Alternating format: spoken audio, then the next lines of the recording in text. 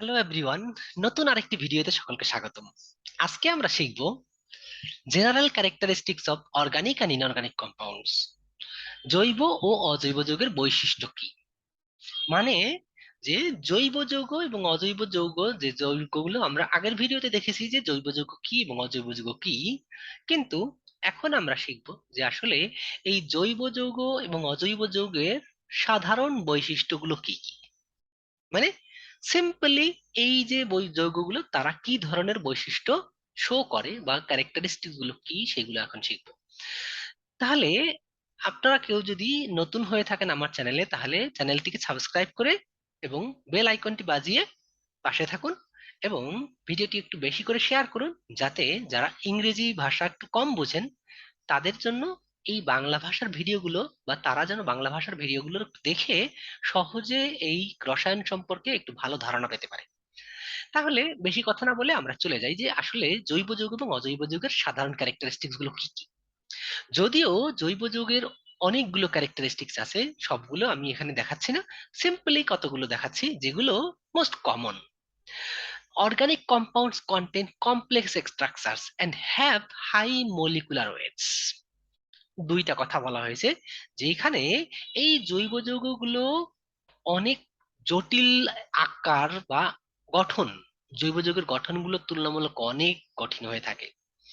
যদি একটা এক্সাম্পল দিই, যে আসলে আমরা হয়তোবা সবাই ডিএনএ এর একটা স্ট্রাকচার সম্পর্কে জানি। ডাবল হেলিক্স স্ট্রাকচার মানে এইরকম আঁকা বাঁকা একটা ডাবল হেলিক্স, বা সুতার মতো দুইটা, বা কখনো কখনো মিশের মতো মইয়ের আকৃতি বলে, কিন্তু সেটা হলো এই যে বাঁকা মই। তো এই যে আকৃতি বা এই আকার বা গঠন, এটা কিন্তু তুলনামূলক অনেক কঠিন। শুধু ডিএনএ না, এই যে ডিএনএ একটা অর্গানিক যৌগ, বা এই ডিএনএ এর মতো আরো অনেক অর্গানিক কম্পাউন্ডস আছে যার স্ট্রাকচার তুলনামূলক অনেক কঠিন। কিন্তু আরো আছে, শুধু স্ট্রাকচার কঠিন না, এর সাইজও কিন্তু অনেক বড় হয়ে থাকে। মলিকুলার ওয়েট, আমরা এই যে হর হামেশা পলিথিন বা প্লাস্টিক ব্যবহার করি, এগুলো কিন্তু অর্গানিক যৌগ, এবং এই অর্গানিক যৌগ বা জৈব যৌগ, এই জৈব যৌগ হওয়ার পরেও এদের যে মলিকুলার ওয়েট, একটা মলিকুল এটা আসলে পলিমার, মানে প্রায় 10,000, 15,000, 20,000 সংখ্যক মলিকুল একসাথে যুক্ত হয়ে একটা পলিমার তৈরি করে। তার মানে এই যে একটা পলিমার অথবা একটা মলিকুল, এই একটা মলিকুলেরই কিন্তু ওজন আছে কয়েক হাজার, বা কখনো কখনো 1 লক্ষ, 2 লক্ষ, 3 লক্ষ মলিকুলার ওয়েট পর্যন্ত হয়। তো সেই ক্ষেত্রে আমরা যদি এইখানে বলেছি কি organic compounds contain complex structure, মানে জটিল আকার বা গঠন, এবং মলিকুলার ওয়েটও কিন্তু অনেক বেশি হতে পারে। খুব কমও আছে, মোটামুটি এই যে CH4 যদি বলি, CH4 হলো 12 আর 4 16। এই ছোটও যেমন হয়, তেমনি অনেক বড়ও হতে পারে, এবং আকার আকৃতি খুবই জটিল হতে পারে। These are soluble in organic solvents but mostly insoluble in water. আচ্ছা, এটা খুব সহজেই ব্যাখ্যা করা যায় যে এইগুলো অর্গানিক সলভেন্টসে সলিউবল হবে, কারণ কি এই যে অর্গানিক কম্পাউন্ড গুলো, এগুলো নন পোলার, এবং অর্গানিক সলভেন্ট গুলো নন পোলার। তাহলে নন পোলারে রিজলভ হবে, এবং পোলার পোলারের মধ্যে রিজলভ হবে। যেহেতু ওয়াটার একটা পোলার যৌগ, সেই কারণে এই যে ওয়াটারের মধ্যে কিন্তু জৈব যৌগগুলো বেশিরভাগ ক্ষেত্রেই ডিজলভ হয় না, এক্সেপশন কিছু আছে, সেটা আলাদা। তবে অধিকাংশ ক্ষেত্রে আমরা যেহেতু জেনারেল ক্যারেক্টারিস্টিক্স বলছি, সেই ক্ষেত্রে আমরা এটাই বলছি যে জেনারেলি জৈব যৌগগুলো পানিতে দ্রবীভূত হয় না, অর্গানিক যৌগ বা জৈব যৌগ বা জৈব দ্রবণে দ্রবীভূত হয়। মোস্টলি ইনক্লুডস অনলি 3 এলিমেন্টস, মানে আমি আগের যে ভিডিওটা বলেছি সেখানে আরো কতগুলো এলিমেন্টের নাম বলেছি, তবে বেশিরভাগ ক্ষেত্রে জৈব যৌগের মধ্যে কার্বন, হাইড্রোজেন এবং নাইট্রোজেন, এই 3 ধরনের এলিমেন্ট দিয়ে আমাদের জৈব যৌগ গঠিত। Organic compounds are also combustible in nature, মানে প্রকৃতিতে কিন্তু এই জৈব যৌগগুলোকে আমরা খুব সহজেই বার্ন করতে পারি বা পোড়াতে পারি। যেমন রান্না করার জন্য যে আমরা গ্যাস ব্যবহার করি, মিথেন, অথবা ওই যে অ্যাসিটিলিনের কথা বলছি, যে অ্যাসিটিলিন, যে এই যে বিভিন্ন সময়ে আমরা লোহার কাজ যারা করে দেখবেন যে লোহার যখন দিতে হয়, যে এটাকে বলে একটা লোহার সাথে আরেকটা লোহা জোড়া লাগানো, তো এটাকে ওয়েল্ডিং বলা হয়। এই ওয়েল্ডিং করতে গেলে আমাদের অ্যাসিটিলিন বা অক্সি অ্যাসিটিলিন এরকম শিখা দরকার হয়। তাহলে এই অ্যাসিটিলিনও কিন্তু আমরা খুব সহজেই, তার মানে জৈব যৌগ, যদি মোমের কথা বলি, মোম একটা জৈব যৌগ, তাহলে এই মোম বা ওয়াক্স এটাও কিন্তু এক ধরনের অ্যালকেন। তাহলে এইগুলোকে আমরা খুব সহজেই প্রকৃতিতে বার্ন করতে পারি ইন প্রেজেন্স অফ অক্সিজেন। আচ্ছা, তারপরে আছে কি, most properties of this compounds are dependent on the functional group attach to them.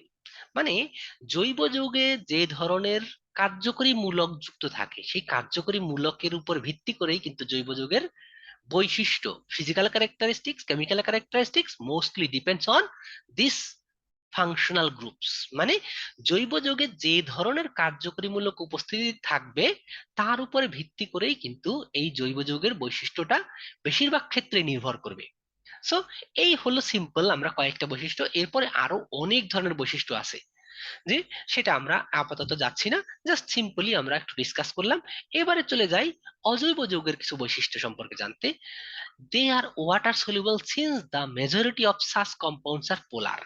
মানে জৈব যৌগ, সেখানে আমরা বলেছি যে এগুলো পানিতে দ্রবীভূত হয় না, কারণ জৈব যৌগগুলো বেশিরভাগ ক্ষেত্রেই নন পোলার।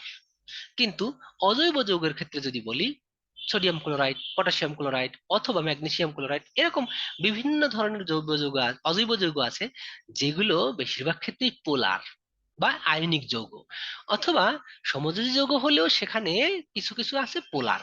তাহলে এই অজৈব যৌগ এবং সমযোজী যৌগ বলি, আয়নিক যৌগ বা সমযোজী যৌগ অধিকাংশ ক্ষেত্রেই যতটা পোলার হয়, পোলার তো অবশ্যই অনেক আয়নিক যৌগগুলো, তাহলে এইগুলোকে পানিতে আমরা খুব সহজেই দ্রবীভূত করতে পারি।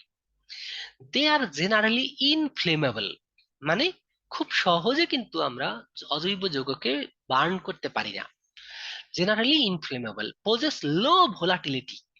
মানে যে এই যে ভোলাটিলিটি খুব বেশি হবে না, মানে কোনো একটা জায়গায় যদি রেখে দেই, ভোলাটিলিটি মানে কথা হলো যে কোনো একটা জায়গায় যদি কোনো একটা তরল পদার্থ বা কঠিন পদার্থ এটাকে রেখে দেই, আস্তে আস্তে অটোমেটিক্যালি যদি এটা ইভাপোরেট করতে থাকে, আমাদের তাপ দিতে হবে না, চাপ দিতে হবে না, কোনো কিছু না, জাস্ট প্রকৃতিতে বা যে কোনো জায়গায় রেখে দিলে অটোমেটিক্যালি যদি এর সারফেস থেকে কিছু মলিকুল উড়ে যায়, তাহলে সেটাকে বলি আমরা ভোলাটিলিটি বা উদ্বায়ী পদার্থ। কিন্তু আমাদের এই যে আয়নিক যৌগ অথবা অজৈব যৌগ, এগুলো কিন্তু বেশিরভাগ ক্ষেত্রেই লো ভোলাটাইল।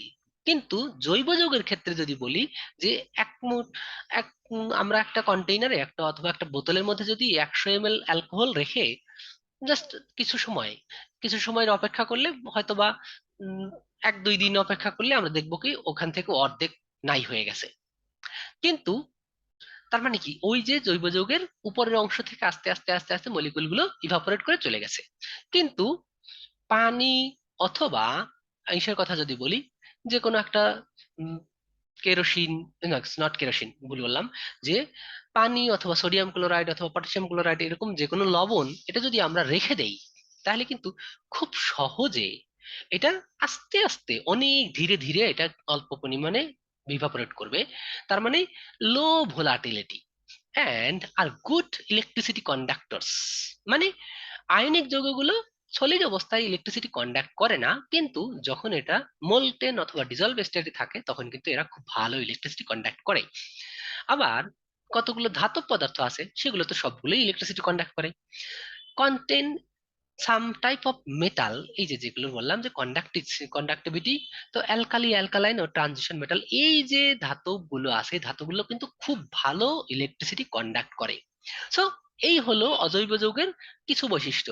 তাহলে আমরা আজকে শিখলাম যে জৈব যৌগের বৈশিষ্ট্য এবং অজৈব যৌগের সাধারণ বৈশিষ্ট্যগুলো কি কি। সো ভিডিওটা যদি ভালো লেগে থাকে তাহলে চ্যানেলটি সাবস্ক্রাইব করে পাশে থাকুন, এবং চ্যানেলটি বা ভিডিওগুলো বেশি করে শেয়ার করে অন্যদেরকে দেখার সুযোগ করে দিন, যাতে যারা ইংলিশে তুলনামূলক দুর্বল তারাও যেন ভিডিও থেকে কিছুটা উপকৃত হতে পারে।